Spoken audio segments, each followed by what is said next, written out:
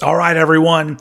It's 2025, so it's time to wrap up a series of videos that I started last year. Welcome to part 5 of the Housefire 25. So to bring you up to speed, this is a series of 5 videos that I came up with just to talk about fucking records again, like I always do. But this time I decided to imagine the scenario that my house was on fire. And in this particular scenario, for some odd reason, I can only grab 25 pieces of vinyl from my collection. So we have been doing 5 records an episode, and this is episode 5, meaning that this is number 20 through 25. Not that they're in any kind of order whatsoever. It is just the 5 that I decided on before I did this particular video. Unfortunately, this one it's done. The 25 that I'm going to take with me are now set in stone forever. If for some reason you missed one or all of the previous 4 videos, if you look in the video description, there will be links to the other 4 parts. But let's get started on part 5 of the Housefire 25.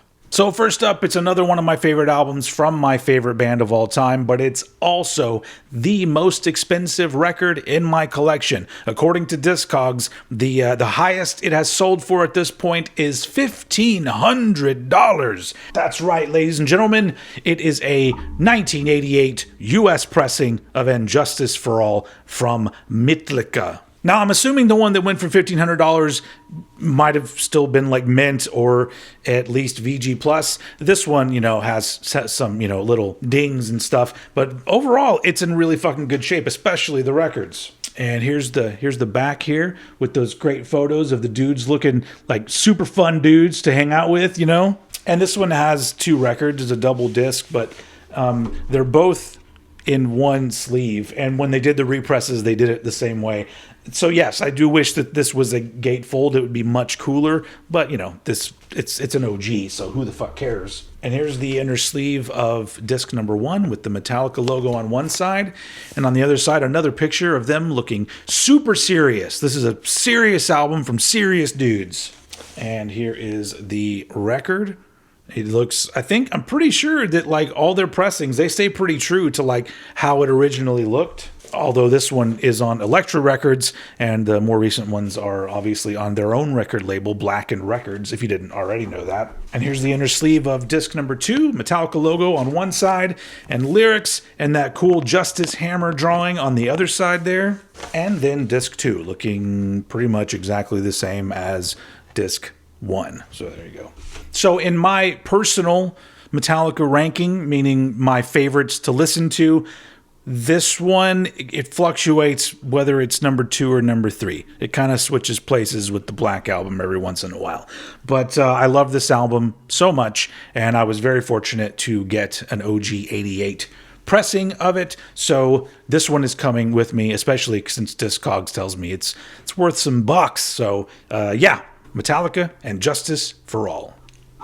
All right, next up, coming with me out of the Housefire is a 1991 European pressing of Sepultura Arise. And I don't think this is my favorite Sepultura album, but this is probably the most important to me because this was my introduction to Sepultura, and I've been a huge fan ever since. And this is, if you can't see, on Road. Can you see that? Road Racer Records. And it's got a printed inner sleeve as well, with lyrics and credits on one side, and hey, look, lyrics and credits on the other side as well. And then the record is going to be nothing very interesting to look at. The Road Racer logo on a very plain little label there. But on side A of the label, let me see if I can get this so you can see it very well. If you look, the song Subtraction actually says subtraction. That's not a word, I don't think. So yeah, when it comes to Sepultura, Beneath the Remains, Arise, Chaos AD, those 3 are very close and very near and dear to my heart. But putting them in an order is really tough. But this was the first one I heard, so this one always has an extra little bit of nostalgic quality to it because, I don't know, I think a lot of us, you remember the first time you heard Arise. That song starts when it kicks in, and you're just like, oh shit, they're not fucking around, these dudes. So yeah, Sepultura, Arise.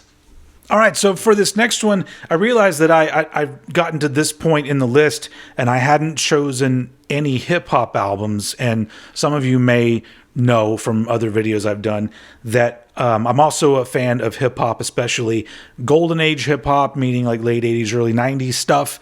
And so I decided that I should at least pick what I consider my favorite hip-hop album, since I also have an original pressing of this album. So this one's coming with me. It's a 1992 U.S. pressing of Bizarre Ride to the Pharcyde, the debut album from the hip-hop group The Pharcyde. And I love this album so much.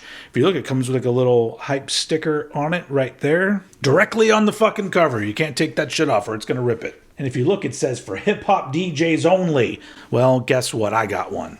So this is on Delicious Vinyl, and it's another one where there's a double LP, but it's in one little thing.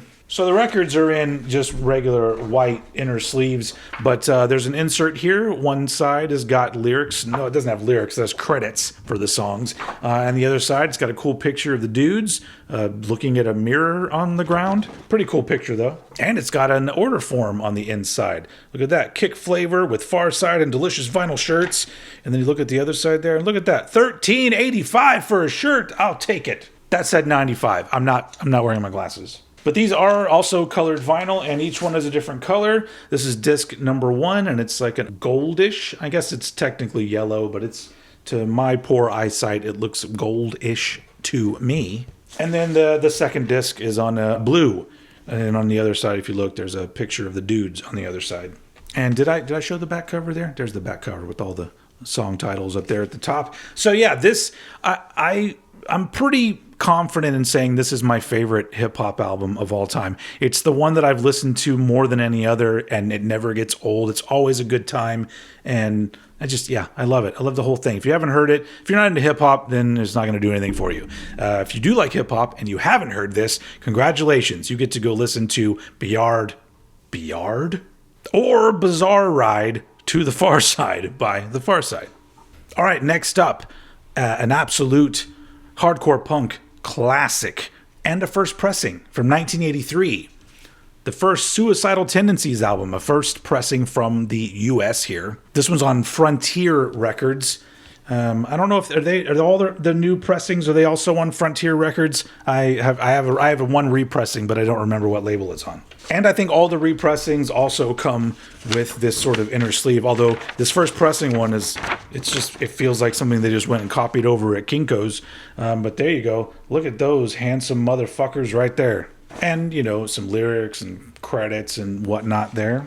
And this one is just black vinyl. Nothing fancy there, but it's a first pressing. I got pretty lucky finding this one at an affordable price, and it's in really good shape. And I love this album. I love Suicidal Tendencies in general, but this is one that it's just always a fucking blast. If you know, you know. So there we go. Another one rescued out of the fire, Suicidal Tendencies from Suicidal Tendencies. All right, so we're down to the final record that's going to be saved from the fire, and the House Fire 25. And this one is a very special one for me. So 7 years ago, I met the woman that would become my wife a couple years later. And the first time I went over to her apartment, I saw that she had a small record collection. And so, of course, I wanted to look through it. And, there are things that were cool that were in there and some things that I wasn't into or I didn't even really know. But then I came across this one. And this is the one record that I've told her that, hey, if you divorce me or break up with me, I just want this, okay? So without further ado, the record is Nevermind the Bollocks. Here's the Sex Pistols. This is a late 70s US pressing. Originally, when I looked things up, because, I'm not an expert in these things, so I just go off of the geniuses that log everything on Discogs. And when I first found this particular pressing, it said it was a 1977 US pressing. Since then, that listing has been updated to where there is no date, and somewhere in the notes it just says possibly late 70s. So sometime in the late 70s, this pressing of the only Sex Pistols album, and to me, one of the greatest albums ever made. Sometimes it just blows my mind when I put this one on that it was made in 1977 because it sounds amazing. And honestly, it's just this is one of those albums, I think it's old enough at this point that if you've already made your mind up on it, then fine. But I absolutely love this album. Let's take a look at the inner sleeve here. Look, it's got a picture of the Pistols right there. And look, on the other side, some other pictures of the Pistols. So this is on Warner Brothers Records. I don't know why I've always really liked that Warner Brothers label. You can't really tell. It's kind of like an off-white color or something, and it's just the Warner Brothers logo at the top. I don't know why. That's always looked very cool to me. So yeah, before I met my wife, I was content to just have a basic-ass repress from years later of this album. But now I've got a late 70s pressing, and to me, they just sound so much better. I don't know. So, and yeah, I don't know what else to say about this album. I love this album, and it is definitely going to come with me. It's not going to burn. It's going to live to spin another day. So wrapping up the Housefire 25, never mind the bollocks, here's the Sex Pistols. So that's it. That wraps up this series. And I'm almost positive that once I'm finished editing this video and I've finished putting it out, I will immediately go, God damn it, I forgot that one record. But hey, this is not a real scenario. If there was a fire, I would probably try to save a fuckload more than 25. But it was a fun experiment. And I hope you all enjoyed coming on this little adventure with me into my record collection. But I'm pretty content with the 25 that I ended up choosing. And like I said, if for some reason you missed an episode of this or all of them, go down to the description in the video and the links are all right there. So that's it for the Housefire 25. Thank you very much for watching, and I will see you all again very soon.